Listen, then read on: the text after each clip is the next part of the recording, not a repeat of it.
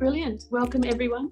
Welcome this evening. It's the first Women of ABP event for 2020. Typically in Q3 we would have had 3 events, but our previously planned agenda of events this year was turned up on its head in the current COVID world.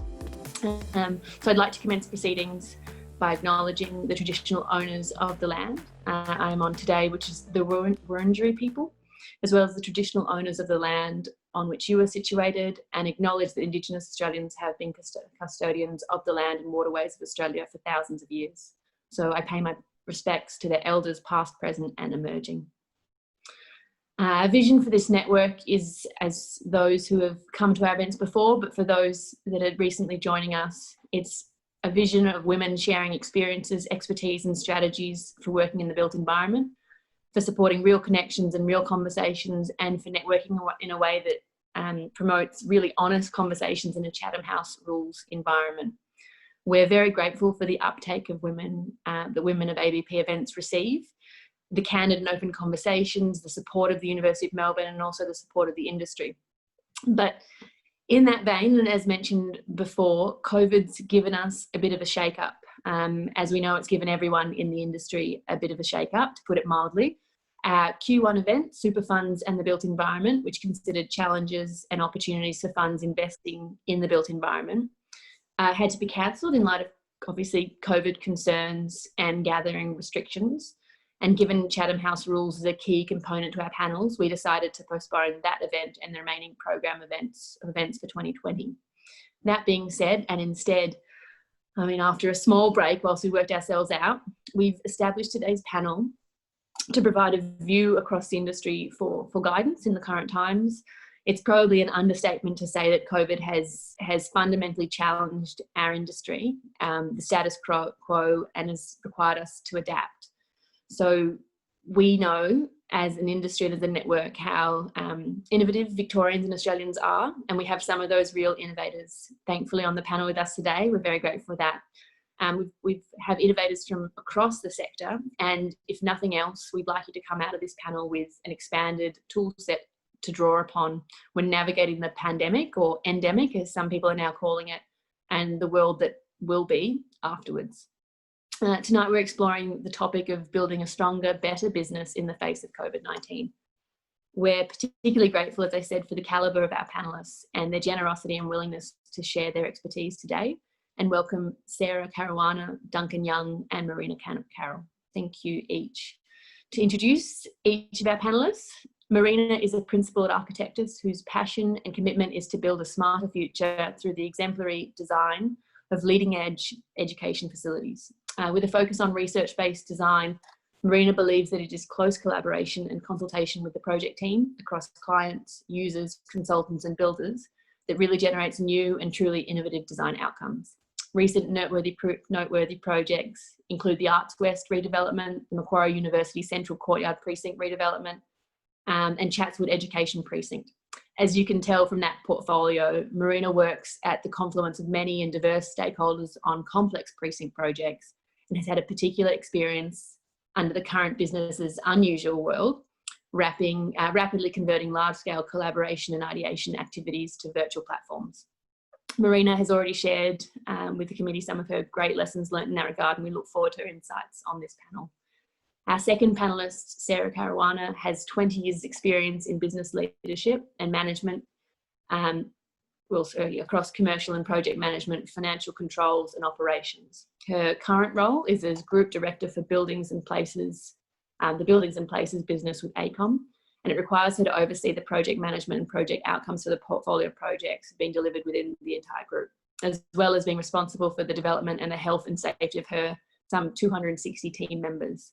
With a unique background of psychology and education, we're looking forward to Sarah's thoughts on this panel, particularly with regard to delivering a working environment and team culture that allows her teams to be technically challenged, personally fulfilled, and to ensure they always have the opportunity to achieve their potential in a world that's been turned on its head in particular. Duncan Young, our third panellist, is the Head of Workplace, Health and Wellbeing at leading international property infrastructure group Lendlease. So that's a bit of a plug for my own company as well. As you'll see from his vast knowledge on this subject, he is a passionate advocate of the positive impact of workplace on health and helps the term that has been coined is corporate athletes perform at their best. Duncan believes that health is a journey and that small steps can lead to larger incremental change that help individuals to thrive, not just work, but thrive in life. I've had the benefit of hearing Duncan speak to our teams, and his insights jumped straight to mind when the committee started to consider the current topic. Duncan's strategies and programs are research-based and grounded in the workplace, making them applicable in any environment and directly transferable between organisations. Thank you to each. So now I'm going to step back and enjoy. To guide the conversation, I'll hand over to Sophie Dolan. Sophie is the project manager with ACOM's project and construction management team and part of the Women of ABP organising committee. In her experienced hands, we're going to pose to the panel your questions submitted with your RSVPs to this event. We were thrilled by the number of questions submitted and unfortunately could only select a few. Do please also feel free to submit questions as the night unfolds via Zoom's Q&A or chat function. And with that, I think I'll hand over. Sophie, take it away. Thank you, Angie. Hello, everyone. So, quick question just for each of our panelists to begin. So, COVID-19 continues to force businesses and individuals to adapt and iterate. Business as unusual, as we're calling it, has become a case of expecting the unexpected, adapting quickly, maintaining a social conscience, and leveraging skill sets and technologies that may have been previously a novelty but are now essential. So to set the scene for this conversation, we'd like to understand a bit more about your careers, so our panelists, careers to date and areas of expertise, particularly in light of the skill set that you brought to your current role and the toolkit that you're drawing upon to respond to the current COVID-19 world. So Duncan, we might ask you first, just spend a minute or two answering that, please. Great, thank you everyone, and thanks for welcoming the Women of ABP. My career has been quite long, at least 26 years so far, but it's very hard to forecast how I've ended up in this position. We've had actually two careers that didn't exist when I first started. One was in sustainability and the second one in health and wellbeing. When I think about the skill set that I bring, I try and make science palatable for people. So I take quite complex ideas and make them simple. So people are often looking for just the next step. So if I was looking at a skill set we brought to COVID, it's about taking broader concepts and helping people just make that small step. One of the things I've learned about COVID, the COVID way of working is that communication has many forms. So I'm used to standing on stage talking to lots of people. Obviously that hasn't happened in the last 3 or 4 months. So I've had to look at different ways of communicating. And as a high functioning dyslexic is how I like to describe myself. So I'm a hopeless writer, hopeless speller. I have written 30 blogs in 30 days to prove that anyone can literally write simple blogs to actually share what I'm thinking and what others are saying at the time. So no matter how hard things appear, I think anyone can share their observations. And often we're just looking for simple things from our peer group, because our peers influence our health, to help people take their next steps. Wonderful, thank you, Duncan. Sarah, we might go to you next. Sure. Well, unlike Duncan, I am completely inexperienced in this space and feel completely out of my depth in talking to you all, but thanks again for joining. It is incredibly nerve-wracking just seeing a number sitting there, and I can't even imagine everyone naked, so that's not helping my nerves either, so bear with me if I'm probably not up to scratch.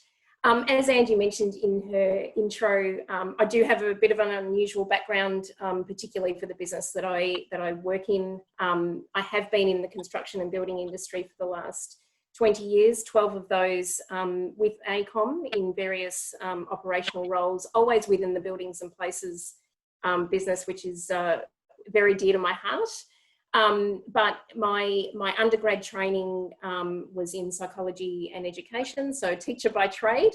And I did postgraduate degrees in politics and history. So learned a lot in both of those degrees and prepared me, I guess, for the role that I play now in terms of really focusing on two different avenues in terms of the COVID response, and that being recovery of the business and looking after our people. And I suppose the psychology side of things really keeps me in tune with how I want to operate from a people perspective.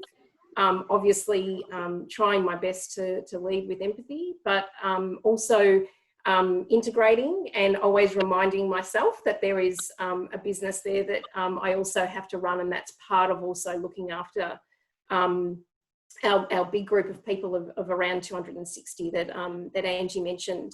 So I guess the big takeaway from my education and my experience from work to date is that around that development of policy and process and procedure that is needing to adapt to ever-changing circumstances that we're feeling at the moment. And I'm sure those of you that are in Melbourne would know that last week was horrific in terms of policy and procedure. And so we've really learnt some lessons around developing quick policy and then chucking it out the next day and rewriting again. So yeah, that's me.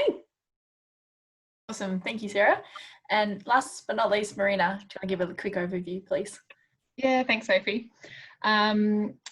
So look, at high level, I'm, as you said, an architect and principal at Architectus. And I think in terms of my experience and expertise and what it's sort of brought to this COVID phase, if indeed it's a phase, is really around drawing on the breadth and depth of expertise at your disposal, and also around creative problem solving.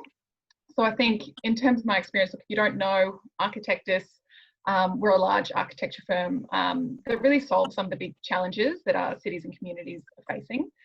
We've got studios all across Australia and New Zealand, and we're notorious at loving those large, complicated projects and really help crafting the vision, solving the problems, and then bringing the solutions to life. And so I suppose when I'm thinking about drawing on the depth and breadth of expertise, you know, I think about us as a bit of a architectural Swiss Army knife.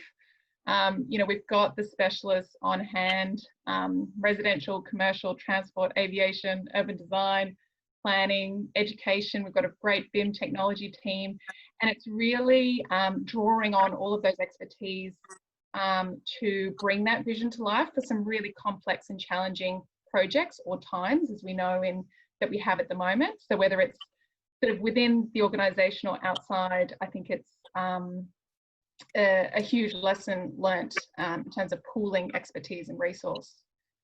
And then for me, I suppose my particular expertise is within the education sector, and it really is in that front end. So I think Angie mentioned a few projects, whether they're schools or universities. It's really that the visioning, the briefing, and the design. And it's the creative problem solving within that, and sort of helping our clients solve problems like responding to the changing nature of education, whether that's, you know, the curriculum or the culture, creating environments that build community on campus and support needs, crafting briefs that respond to unique needs and vision. So it's all of these things, I think, that you know, a lot of architects in this virtual room this evening have that experience in creative problem solving. And I think in these times, it's drawing on that innate skill that architects have and applying it to broader aspects of your life. Absolutely. Thank you, Marina. All right, well, we might jump straight into some of the pre-submitted questions. So first question is for Sarah. So in a world of remote working, how do you keep your finger on the pulse? How do you actively engage with your team while working from home? How do you keep your business flexible, adaptive, and viable, but also ensure that your team and people are supported, aligned, and or comfortable providing feedback if something isn't working? Okay, there's lots of questions there. The first, I would say, in terms of, you know, how am I keeping abreast of what's happening? I'm a big politics fan, but I'm probably watching more press conferences than I ever have before. Thank God for Dr. Sutton. but I guess it's a little bit of a silly comment for me to make, but I would say that I'm talking more than I ever have before. And when you run a large part of a business like ACOM that has very different sections and lots of different parts and is run on a matrix system, you have to do that across many, many levels. And I think that's the takeaway from me, that I've made sure that I'm doing things like official team briefings, like I did this morning with the team, to give them a business update on how the business is going and changes that they need to be aware of, so that there's no surprises from their end. But I'm also then doing lots of discussions on a team by team basis. And then obviously I've got quite a few direct reports that I'm engaging with on a regular basis as well. But something that I mentioned to the team this morning in my team brief was that I'm also taking the time to pick 3 people from the group and just having a half an hour catch up with those 3 individuals. And I'm rotating that across the business just to see how they're going and whether they want to talk about how they're feeling, which may be what they want to talk about, or they may want to talk about their future, which I'm happy to talk about as well. So giving some options around not just being so COVID driven, and providing a level of normalcy around, we will at some point get back to all that other stuff that's really important around career development and all of that sort of thing. In terms of other things that we're doing around ACOM, we've obviously, and Sophie will attest to this because she's a big part of the driver behind lots of the activities that we're doing. Huge amount of mental health type activities around yoga or group chats or wine tasting or cheese making, or there's a whole host of things that we're offering. And I think someone today actually, you know, all these things are really, really exciting and great. But what's going to happen when everyone goes back to work? Well, I'm certainly advocating for the leadership group to continue investing in doing these sorts of things, because the reality is that our workplace is most probably changed. And so we're probably going to be split anyway. There'll be lots of people working from home and people coming in and out of the office. So some of these activities will be a great way to connect more broadly. I just want to quickly touch on the feedback piece, Sophie, that you asked about. I guess for me, I ask quite readily of the team, how is this working? Does this help you in your circumstances? And often people are quite shy about giving feedback. You'll hear it from others through different people. But I guess when I do get feedback that is possible to make a change quickly, I make a point of doing it. I don't want to be one of those leaders that continuously asks for feedback and then doesn't do anything with it. So if I can actively make change and it works in the business, then I try and make a point of doing that, because I think that that's really reassuring to a big group of people that someone's actually caring about the ideas that they might have. Awesome, thank you. So next question is for Duncan. So keeping our focus on our teams and our people, we are all experiencing a heightened degree of stress during these times. So what have you found are the best techniques that for your employee resilience and well-being, and what works and why? Right, yeah, look, there's no doubt that we're feeling stress and anxiety at the moment, but let's remember that stress is a natural response to stimuli. So if you're not washing your hands, keeping your distance and avoiding sick people, then there's probably something wrong with you. So just acknowledging the stress is really good. But being stressed about stress is not so good. That leads to burnout and things like that. The reality is we've got to think of a wheel, and the circle of influence is all the things you hear around you, like other people's opinion, noise, all that kind of stuff. But what you can control is what's in your own circle of control, which is your mindset, your attitude, the food you eat, all that kind of stuff. We have a program at Lendlease called Build Your Ideal Day, and it's based around identifying how we can help people plan small intentional steps in their everyday to enhance their own health and well-being. So we know through elite sports, and Angie can testify this, that small things matter more than you think. the application of theory of marginal gains made famous by David Brailsford is a classic technique where a 1% improvement every day for an entire year would lead to a 37 times overall improvement over that year. So small things really do matter. The pillars of wellbeing also haven't changed: physical exercise, nutrition, social connection and recovery. The 4 pillars have always been the same, so let's think about that. And if we were going to plan to do something tomorrow, you really need to do all the planning today. So again, Angela Duckworth talks about if you want successful habit change in the future, you've got to plan that today to execute tomorrow. My example is I swim every morning. In winter, it's dark, it's freezing. If I don't lay out my wetsuit the night before, I'm unlikely to swim in the morning. Also, if I'm trying to reduce my anxiety and I want to eat better food, you need to plan what menu you're going to cook, go to the shops and maybe even prep the food the day before.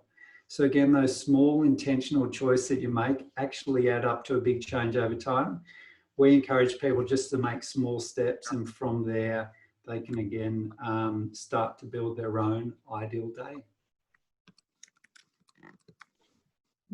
That's awesome. Thank you, Duncan. And then Marina, a question for you. So let's face it, meetings via VC are often pretty awkward. I'm sure we've all wondered whether, you know, the attendees on mute with their cameras off are actually there. I'm sure we're all thinking that right now as we're running this. So, you know, let alone inspiring collaboration and ideation across the many stakeholders involved in the design process. So Marina, when the first round of COVID lockdown kicked off, you had design workshops of up to 40 people scheduled that had to be quickly moved online. What did you learn from that? You know, how did you facilitate creative collaboration in design and transdisciplinary professions when working independently from home? Can you share any adaptations and approaches to your typical consultation methods? It's a lot of big words. Thanks, Sophie. Yeah, you're right. It is a hard question to answer when you are live on VC.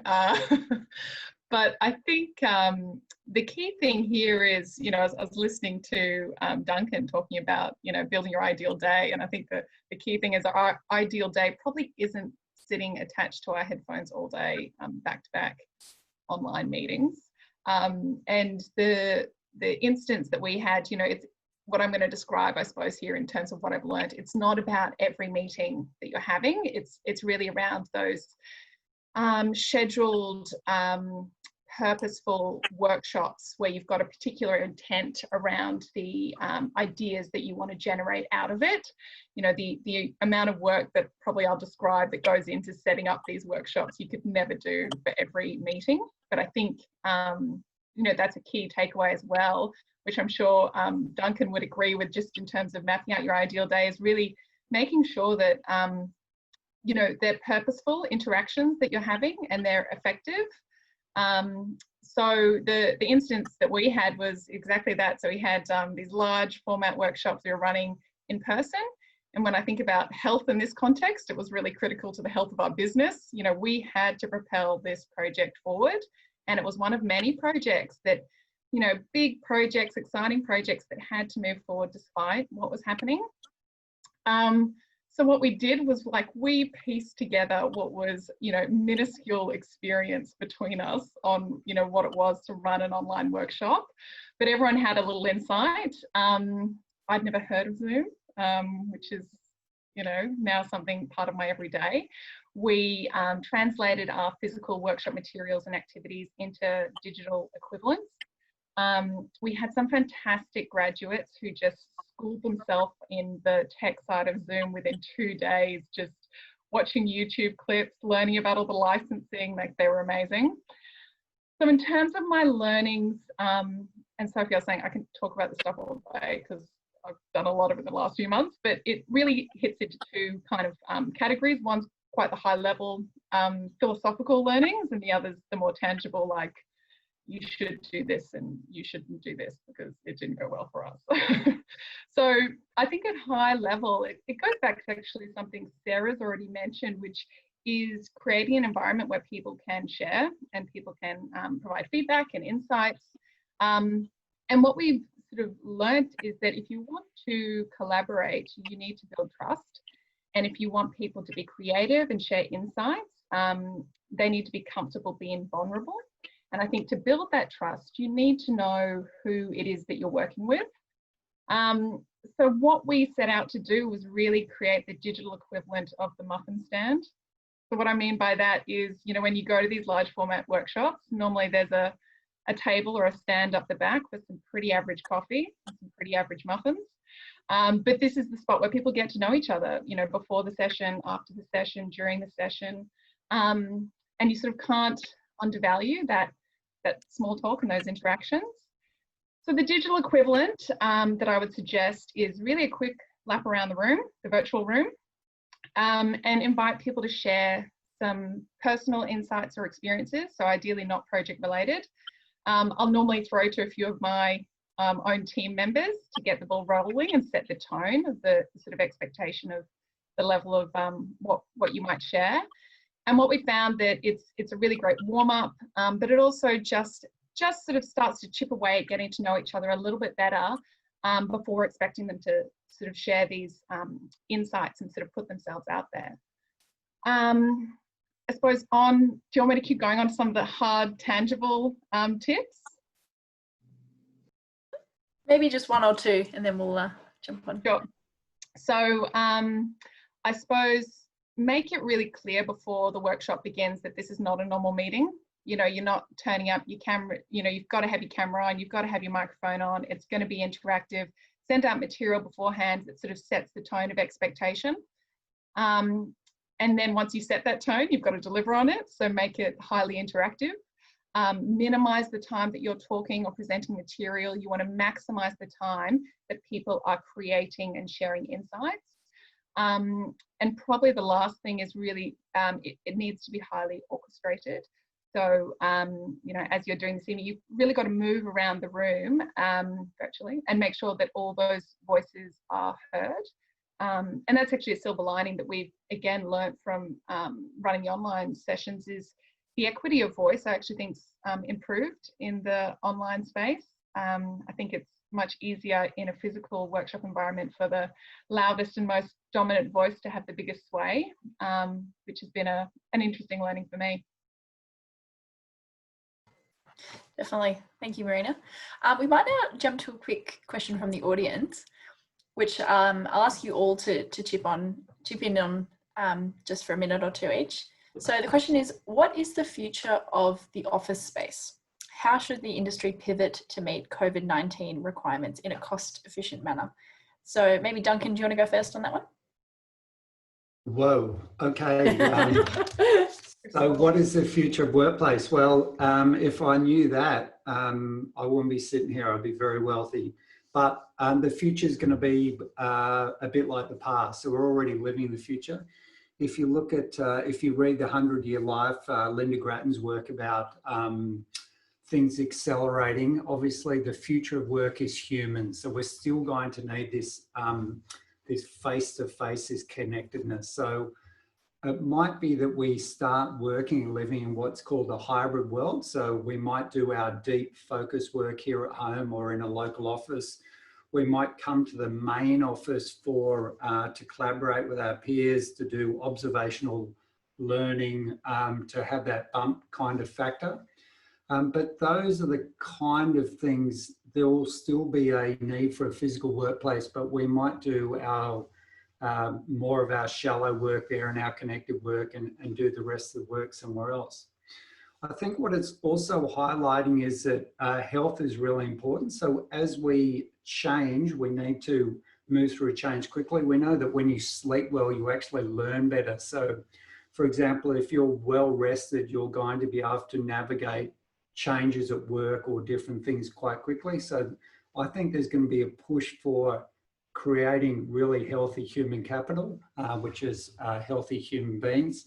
And I think those, you know, follow the standard things, eat well, recover well, be socially connected, so you feel engaged with your community. And of course, workplaces that feature physical, the ability to help with your physical activity. So dynamic workplaces, the staircases, sit to stand work settings, and of course, walking routes within the building, I think will feature in the future. Absolutely. And Sarah, I might jump to you on this one because I know, particularly on our floor at the building where Sarah and I work, we have done a lot of changes to our office space in the last couple of years. So I might go to you next, Sarah, on your opinion here. I must have foreseen this coming, Sophie, because we developed some really great collaborative spaces just before we got put into lockdown. I think, look, I'm very much aligned with what Duncan's just said. I think there will still be absolutely the need for an office. It'll just be that most people will have two places moving forward. And I would think, as Duncan's already said, that your deep thinking, your quiet work, your, I need to sit down and write a bid, or I've got a report to write for my client, will most likely be done at home where no one can physically interrupt you in a quiet space.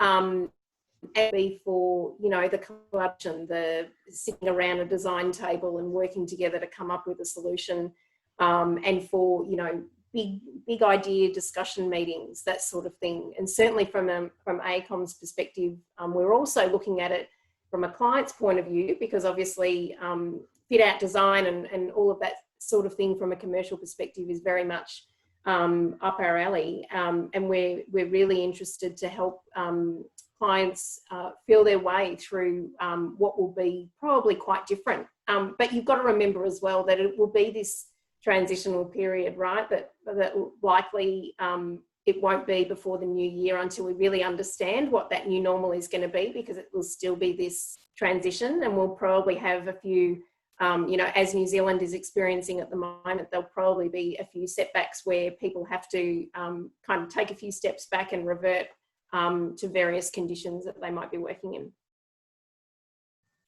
Yep, absolutely. Next question. Marina, your turn. Sorry, please go. That's all right. Yeah, it kind of reminds me a little bit of something that happened in the university and education world many years ago now, which was a reaction to the proliferation of online learning. So this idea of the sticky campus came out, and that was the idea that you really needed to create an environment that would attract students to stay on campus. So it was providing a level of amenity, like kind of this beautiful cafe quicksand that students would just want to hang around after some of their physical on-campus lessons. And I think we'll see a similar thing with the workplace, but maybe even more so. So maybe it's more than the sticky workplace, but maybe the magnetic workplace. You really need to provide some magnets of reasons to come in. We're seeing that already. Our studio is open and we're giving a lot of people the choice to work from home or to come into the studio, but it's really about creating an environment that is like a collaborative magnet where people want to come in and experience what the workplace has to offer. Yep, definitely. Conscious of time, I'm actually going to jump to another question from the audience, and I might direct this one straight to you, Marina, as our design guru in the room. Other than Zoom or Teams, what platforms have people used, especially for some of the larger workshops? And I would, not being able to read whoever wrote this question, their mind, but I would assume that particularly in terms of design, you've got a screen this big, and you might be used to having all sorts of drawings in place. What have you found at Architectus that works best? Yeah, good question, because I did really want to share some very tangible lessons learned. So to be honest, we use lots of different platforms and often simultaneously. So for the very large workshops that I run, I tend to run them on Zoom, because Zoom has the capability to split off into smaller groups. To have a meaningful discussion online, that isn't facilitated like this. I would say it's groups of 4 to 5, really at tops. So you might break your larger group into smaller groups of 4 to 5, and have sort of reconvening playback. So I do like Zoom as a platform. That being said, I'll use Teams concurrently in the background to Zoom, which can be confusing sometimes. But what that means is if you've got multiple facilitators in the group, or you've got multiple people interacting on Teams, they can co-create content on Teams concurrently, even though your video conferencing platform is Zoom. Send me an email if you want to, if you want to catch up about this. So I find that really good because you can work on the same document together. Another really good plugin for Teams is something called Sketchboard. I don't know if you have experienced that, but Sketchboard is kind of like on Zoom where you've got a whiteboard and you can draw on the same surface together, but you don't lose the content. So on Zoom, you would have noticed if you move the screen, sort of the drawing doesn't make sense anymore. In Sketchboard, it's almost like the pin-up wall in the studio, you know, where you put up sketches, you know, 5 different versions of the renders, you put up some yellow trace on it and someone comes past. It's a live sort of studio wall that can stay there and you can sort of continually build on. So I would definitely recommend that. Thank you. That's really helpful to know, because I know that's something that all types of companies, design or not, have been struggling with, is what are the different platforms that work? Yeah, and I find the ideation thing the hardest sort of phase in design to replicate. You know, sort of the refinement of design is quite good remotely, or the detailing, but it's really that front end ideation. You know, there's nothing more frustrating than going, no, just a little bit, just try rotating, just look, you know, you go crazy. Yeah, so I can share some links and stuff afterwards if people are interested. Yes, that'd be awesome. Thank you. Might ask just one more directed question, and then we'll jump to a last one for everyone. So Sarah, one for you. As we all know, so morale is really being tested in our industry. Career trajectories are being reassessed, promotions are on hold, job certainty is being fundamentally shaken. And for those entering the industry or starting up a new business, prospects have really changed. But there are opportunities. You know, some sectors are thriving and some are biding their time, for example, to purchase distressed assets, for example.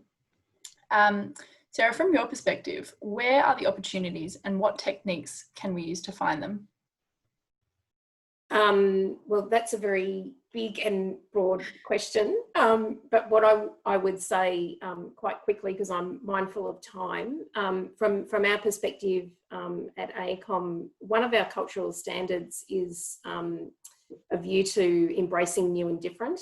And I think we've really had to change our thinking in terms of our clients and the sectors that they might work in, particularly because in the last 12 to 24 months at AECOM, we've spent a lot of time really refining the type of work that we wanted to do. So we kind of had to throw all that away and really rethink, you know, where we want to focus our energy. And when you really break it down, what we found was that all of that hard work that we'd gone through to really understand what our core clients were and who we wanted to focus our energy was still the same. Typically, it was just that we needed to change our thinking in terms of what we would provide them.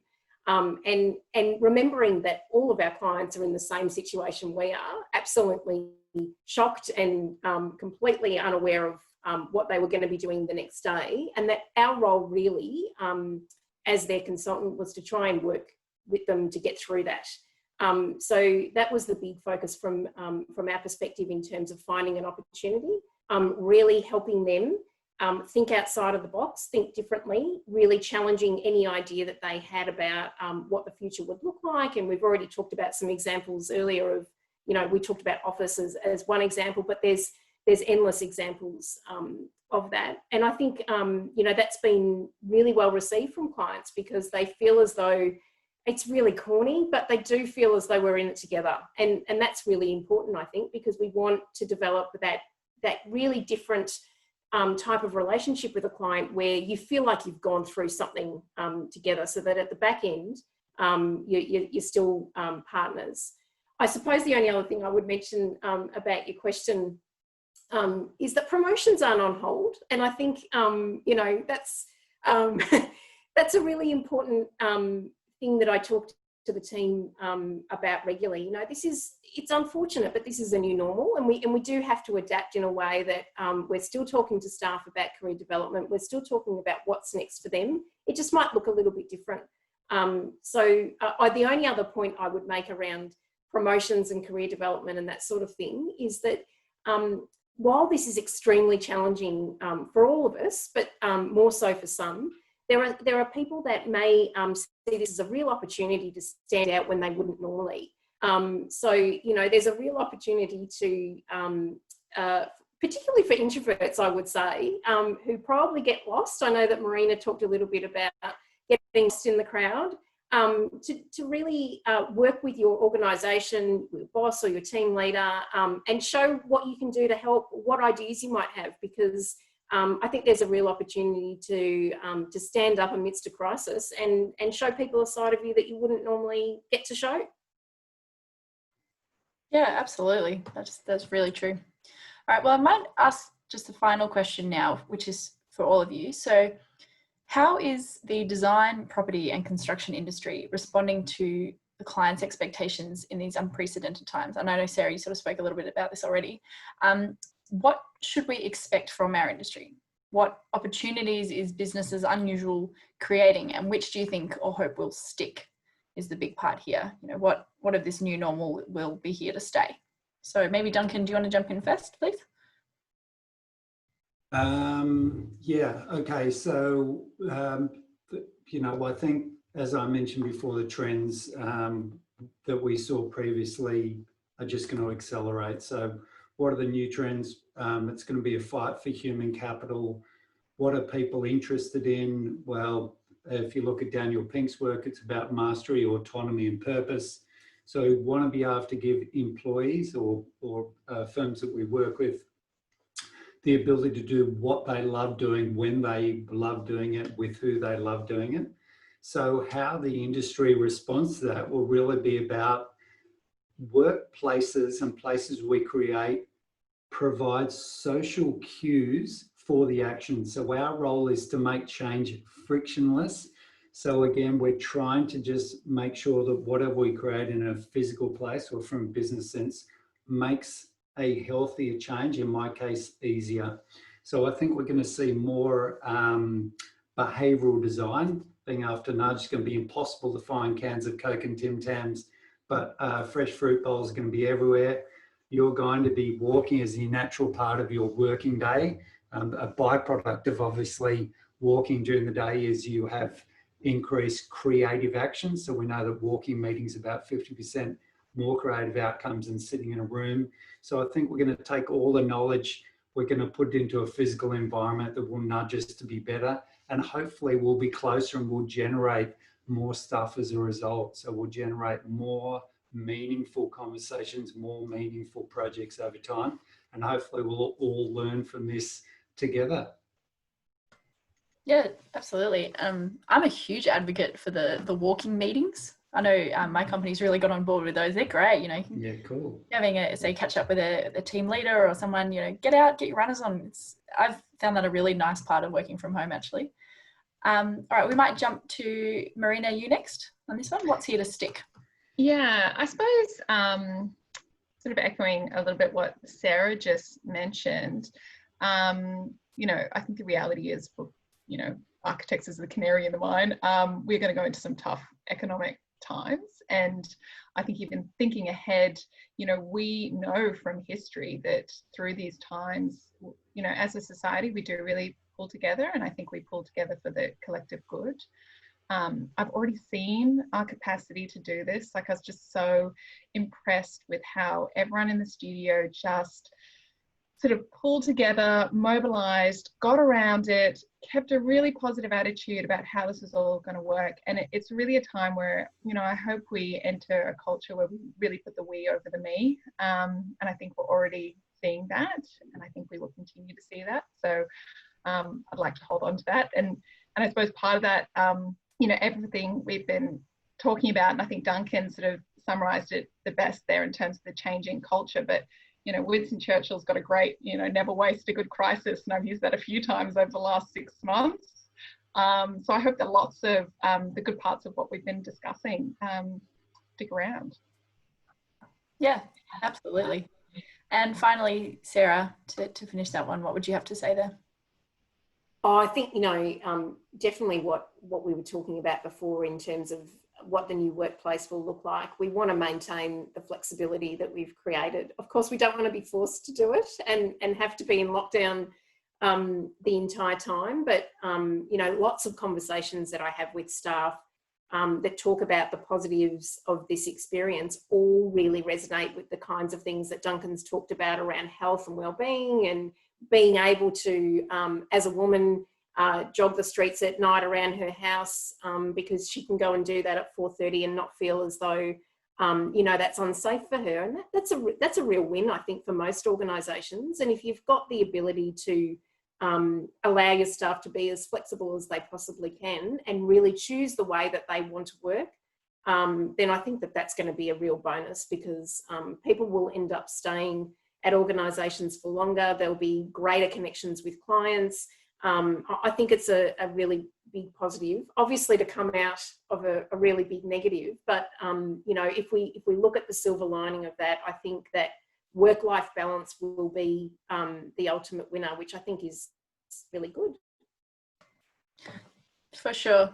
Yep, couldn't have said it better myself. Well, Angie, I might hand back to you to thank our panellists and to wrap up. But yeah, thank you, everyone. Really appreciate it. Yeah, brilliant. Thank you. I'd really like to add my thanks. The conversation has been thoroughly enjoyable, and I look forward to trying to apply a couple of those tools, call them tools, into practice. I kind of think that trying to get this in this amount of time has not done the amount of expertise that you have justice. That we could do a full session for each of you, but thank you. In particular, takeaways. As an athlete, or a previous professional athlete, I just kind of re-establishing some of those things that I used to take as natural and for granted as an athlete. Those small intentional choices, but recognizing that we are, our bodies are such an important part. There's research that shows, that Duncan's put forward about sleeping, importance of nutrition, working meetings, those actual metrics. So circling back to those small intentional choices that I've been forgetting. Love the idea about more critically, this is an opportunity to more critically analyze engagement opportunities. Scheduled and purposeful are words that stuck with me, so thank you. Virtual wine tasting and cheese making are things that I'll make sure to get on the cards for our teams, particularly even when we're the mix of being back in the office and some people from home, so continuing that engagement. Being nimble, so receiving feedback and actively working to make that change, particularly given we've got these opportunities about equity of voices and introverts who wouldn't otherwise have had such a big ability to receive their contributions in meetings, and then meaningfully taking that feedback and making the change so that you keep the momentum. I've got a whole list here. I really appreciate the conversation. I won't jump into all of them. One of the main takeouts for me is now vested as a commercial developer that I have to look amongst my list of competitors and add workplace. Add working from home as a key competitor as well. So here we go. But this has been brilliant. I mean, we've also received a whole set of questions, further questions, including not having gotten to all of our pre-submitted questions. So we might test the panelists' generosity a bit here and circle back with maybe a bit of a list and some further thoughts in the next week or so, and get some further thoughts from the panelists. We'll see how we go. I'm putting them all on the spot now. No stress. Thank you must also go to the University of Melbourne. We're all feeling the effects of this COVID world, and it's appropriate to say that the committee's attention had been elsewhere. So having Simon and the university's support, administrative expertise and gentle nudges, gentle follow-ups to see if there's anything we need or if there's any way that the university can continue to support the network has been really essential, particularly in these strange times, to reinvigorating this sort of virtual panel. We're really grateful for that. So thank you to the university and to Simon. I guess turning our attention to the next event, we're planning to use this virtual medium to our advantage in fourth quarter by having a panel connecting us to the Melbourne University's alumni in New York City. And I've just got NYC there, but New York. Whilst the topic is still being resolved, we thought it would be a good chance to really use the virtual world, take a lesson learned, break some international boundaries and have an international conversation. We're separately circling back on the program of events that we did have proposed for this year. We'd like to get them back on the cards, but we're still navigating how to really deliver a truly candid conversation, a useful conversation in a virtual environment, particularly given, as we've said, Chatham House rules is normally a stalwart of our events. So if anyone does have any ideas with regard to how that can be done, please reach out. Happy to discuss. We'd also like to encourage more general feedback and other topics and suggestions. I guess our network's thoughts and interests are always incredibly important, and we do love to hear feedback. If anyone, Simon Elkip, we normally have his email up at the end of these sessions, but feel free to reach out to the university and get in touch with us through that means. We're interested in supporting women generally in the built environment, so keep reaching out. At this time, we'd normally direct everyone to refill your glasses, enjoy the refreshments, introduce yourself to someone new, and continue the conversation. That's one of the limitations of this virtual forum. So hopefully instead you'll leave with some thoughts, some opportunities, some small changes potentially that you'll make, or big changes, new tools, I'm going to look up Sketchboard after this as well, and take that as food for thought. It's very hard to sign off in a virtual world, but I'd like to say thank you again to the panelists, and hopefully see everyone at another event soon.